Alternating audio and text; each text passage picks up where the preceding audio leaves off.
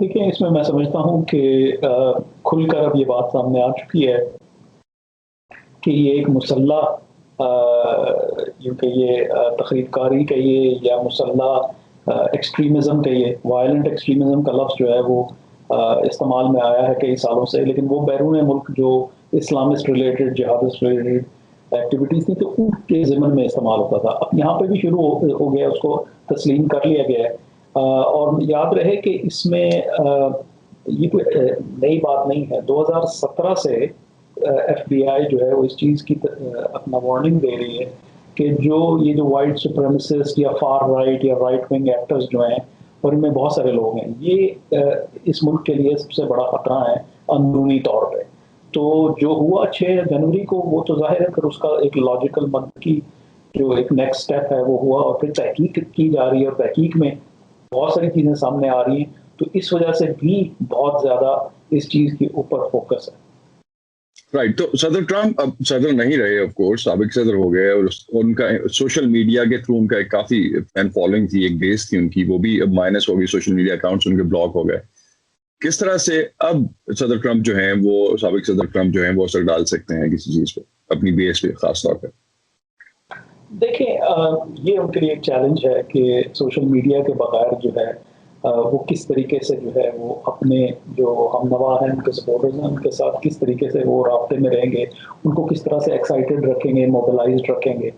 तो इसमें एक तो ये है कि एक नया न्यूज़ चैनल है, वो कुछ साल पहले शुरू हुआ था, न्यूज़ मैक्स करके।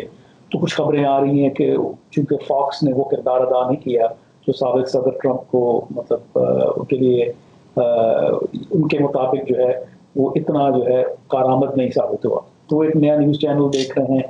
फिर इसके अलावा वो ये भी देख रहे हैं कि अपना कोई दूसरे प्लेटफॉर्म देखे जाएँ। फिर मैं समझता हूँ इसके ऊपर एक तो लीगल भी जो है वो एक कार्रवाई चलाने का कुछ तो सुनने में आ रहा है कि भाई ये जो है गैर कानूनी है और अब इसको ख़त्म किया जाए। तो इस पूरे इक़दाम को चैलेंज किया जा रहा है। तो मैं समझता हूँ कि उनके लिए ये है, एक डिलेमा है कि किस तरीके से जो 74.2 मिलियन लोगों ने उनको वोट डाला था, उनको वो किस तरीके से मुतहर्रिक रख सकें। तो एक चीज हमने जो देखी ओवरऑल, सदर ट्रम्प का ये दावा था कि सदारती इंतखाबात जो हैं वो चोरी हुए हैं, और यही एक चीज जो थी, इसने मूव किया पूरे पूरे इस मूवमेंट को, लेट्स कॉल इट दैट पे, जो डीसी में उस दिन हुआ। इसके अलावा कौन से फैक्टर्स हैं जो कि इस वक्त इस सब चीज को ट्रिगर कर सकते हैं? जो पार्टिजनशिप का माहौल है, जो इस मुल्क में इस वक्त पार्टिजनशिप का माहौल है, जहाँ पर वो एक ज़ीरो सम का एटीट्यूड है, पोलराइज्ड माहौल है।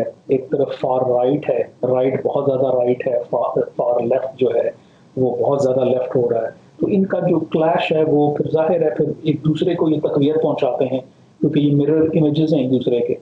तो मैं समझता हूँ कि इस चीज़ के ऊपर फोकस करने की ज़रूरत है, और मैं समझता हूँ कि जो सदर जो बाइडन हैं वो इससे बखूबी वाकिफ़ हैं, और वो अपनी पूरी कोशिश कर रहे हैं कि वो सेंटर में लेके आए तमाम साइड्स को, दोनों साइड्स को।